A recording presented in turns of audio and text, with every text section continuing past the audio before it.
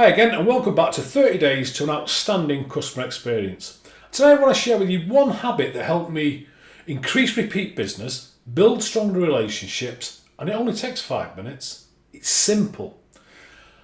The habit is to follow up and follow up. Now, a lot of businesses focus all their energy on getting a sale, but they completely drop the ball after the transaction.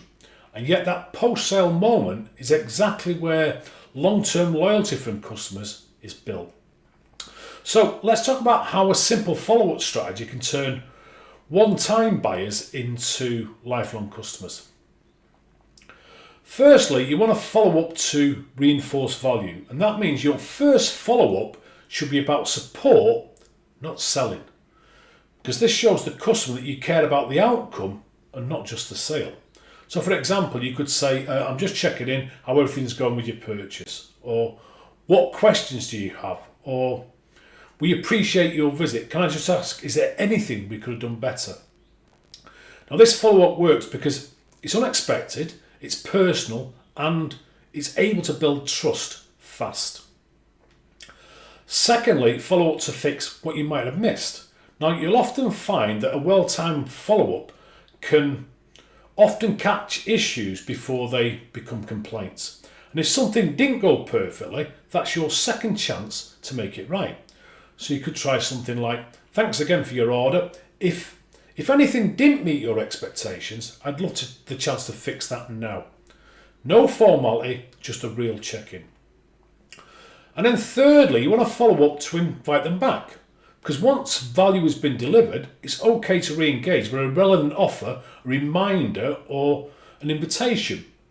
But remember to keep it customer focused, not self-serving. So instead of here's what you could want to buy next, try based on your last visit, here's something you might love. Because when follow-ups feel personal, they don't feel like marketing, they feel like service. So a quick example.